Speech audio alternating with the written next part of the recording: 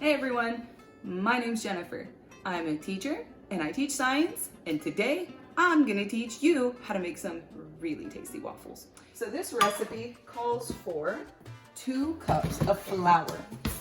What we're gonna do in order to make sure that we actually measure out a cup is, and I'm just gonna grab a butter knife, is to level it off. So you put the amount in the container. So we're gonna need a total of 2 cups, but here's 1 cup. Do you guys see how that's totally level now? That's how you know you have exactly 1 cup. Now what you don't want to do is put flour in there and push it down, push it down, push it down, because now you're gonna actually have more than 1 cup. So we have 1 cup of flour.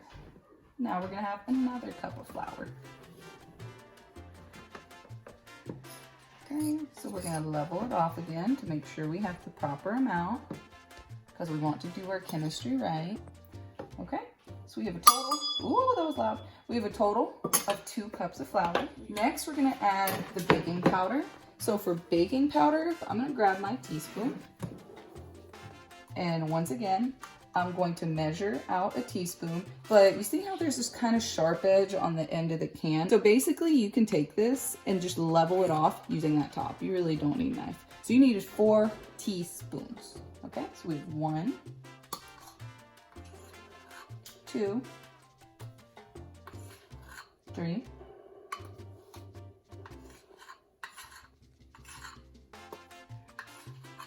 4, okay?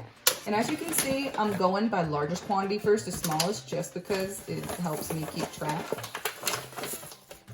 So for the salt, we're going to use 2 teaspoons of salt. So 1 teaspoon, fill this out. There's really no leveling required. Got 1, so 2. So we have 2 teaspoons of salt. Now finally, 1 teaspoon of sugar.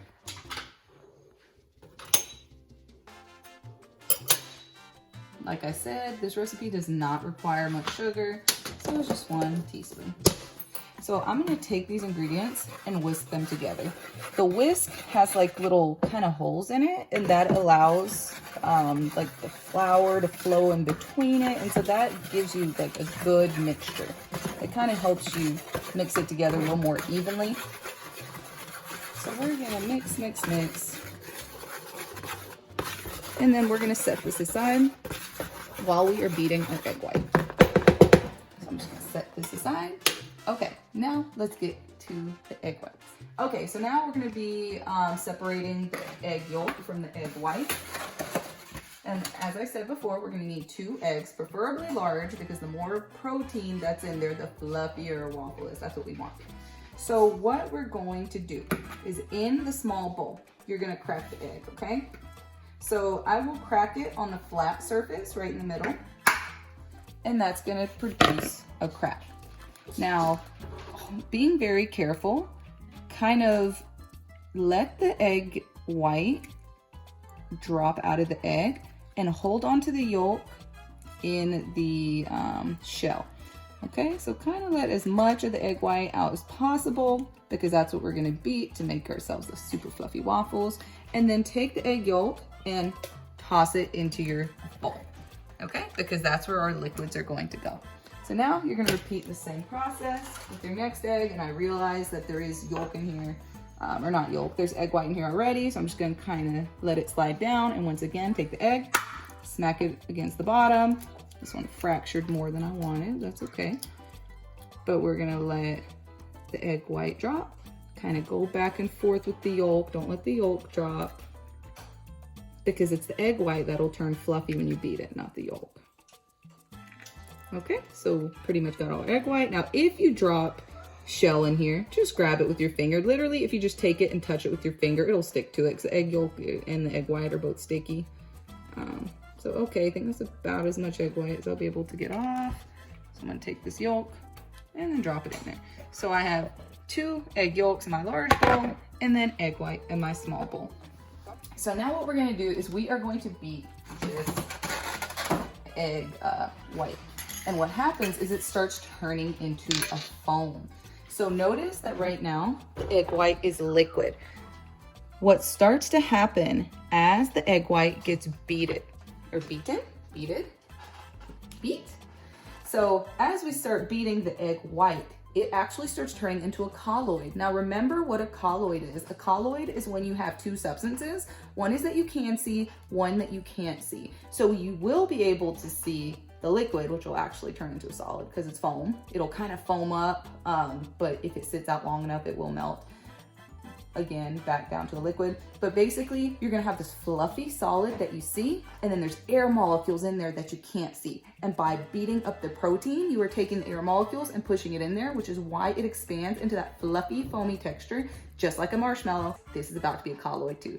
So this is how you turn the egg white into a colloid. So you will have to have a mixer.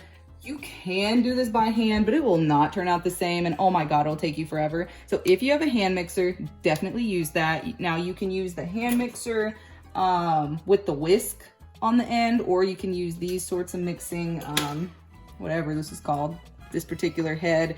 It's up to you, but start on slow or on low and then kind of rev it up, and then we'll kind of rev it back down. And so what's gonna happen is that it's gonna take a while, but it's gonna foam up. We want to keep going until peaks are formed. So watch, and this is pretty much the technique.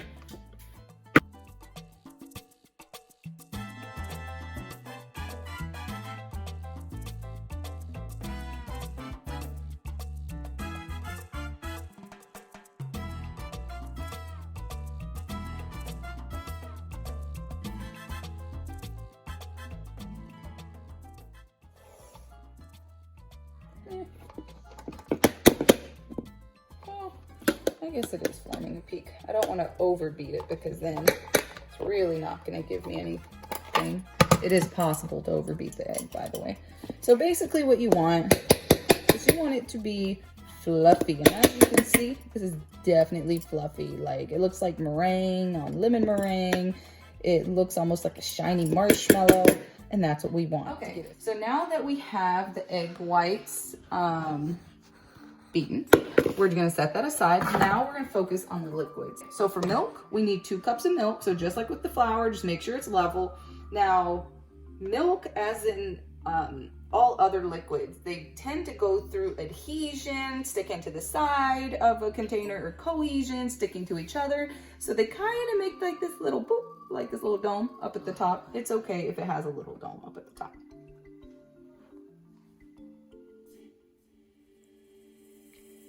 Okay, so we got 1 cup of milk.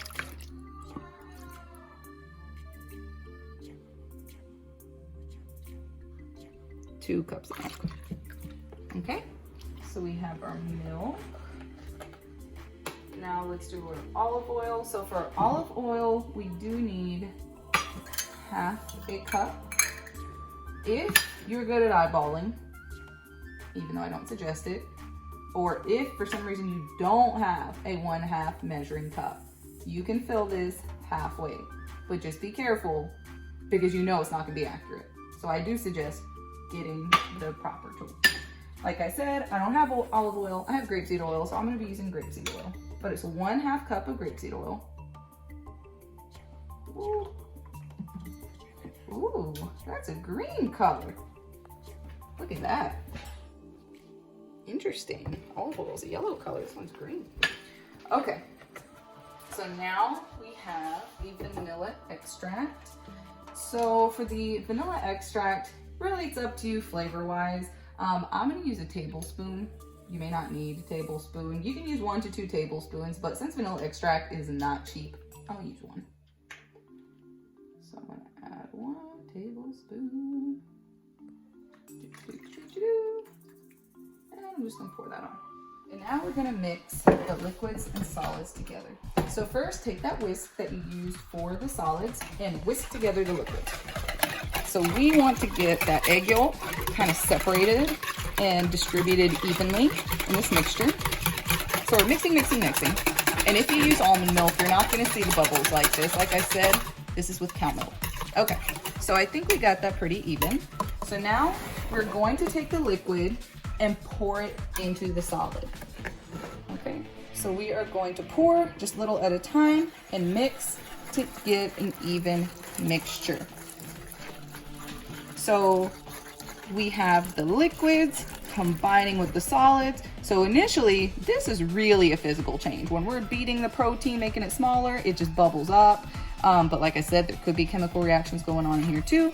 But look at what happens when we mix this liquid with the solid. Do you see those bubbles forming? That is definitely a chemical reaction. You see all them bubbles? Oh, look at them bubbles. That is a chemical reaction or a chemical change. And so we're gonna take this, mix, mix, mix as much as possible to get most of the lumps out. You don't have to worry about all of them. Just mix as much as possible. Okay, so now we are going to add in the egg white. So we are specifically going to fold because this is a colloid. And if we stir and mix, we're gonna break the colloid apart and it's gonna go back into its liquid state because it's gonna release all the air molecules. We don't want that. We want to keep the air molecules in here so that when we cook the waffles, the air molecules will be in there too. And so they'll be nice and fluffy.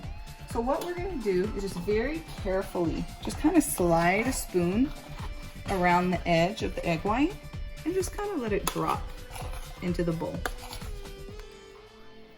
And you don't want to press on it, you just want to let it drop because like I said, you want to preserve as many of those air molecules as you can. You want to keep this solid colloid composition. Okay, so once you scoop most of the egg white out, you're just gonna kind of spread it a little bit. So you can, it doesn't have to be even, but just kind of spread it around without smushing it. And now comes the folding.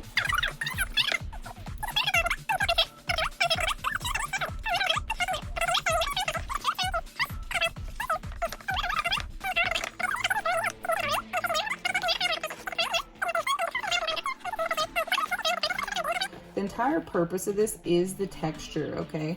Because at the end, you do want your waffle to be colloid-like. You do want the air particles in there because who wants a flat waffle? You want that to be fluffy. Okay, so here we are at the waffle iron. We're about to put the mixture onto the iron. Now I did preheat my iron. This is my iron, so what mine looks like. It's a single waffle maker. If you don't have a waffle iron, this will definitely not turn into waffles, but I wonder if you could do pancakes. Stovetop, it's a possibility. I have never tried that, but if you did try that, let me know how it works out. So it should be roughly on medium heat if you do have a waffle iron, or if you are doing it stovetop, hopefully it'll work. So do have this preheated.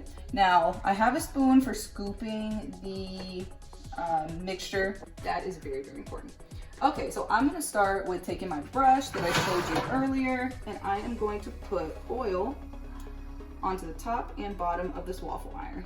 But anyway, so I just oiled all over. So I put oil all over the waffle iron. How do you know how much to add? So 1 scoop of a regular spoonful, usually scoop or scoop and a half will be enough. But what you want is you want to put the mixture on there and kind of spread it. Don't push it down, but just spread it. And when it covers pretty much all of the little gaps, that's how you know it's enough. You do not want to put any more than what just kind of covers the gaps when you spread it, because then the mixture will start coming out on the sides, and then you've lost valuable waffle mix that you just spent all this time working on. Okay? All right. So it's closing. So for mine, you've got to flip it and then the light will come on when ready. Okay, so my waffle iron is telling me that my waffle is ready. So let's take a look-see. Is it ready? Ooh, it is. Look at that. So we have that nice light brown color, meaning it's not burnt. And this one cooks on both sides. So here's our first waffle. Let's go ahead and repeat this procedure.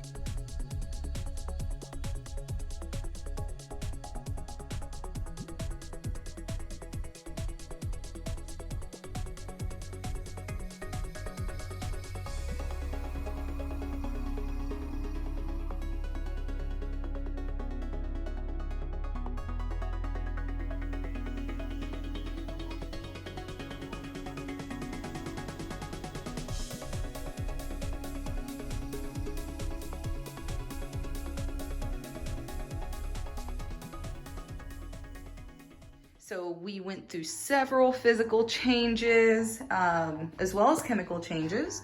Note that a physical change would be any change between states of matter. Now, as soon as we started mixing the different liquids together, the liquids and solids, we saw the bubbles. That was a chemical change.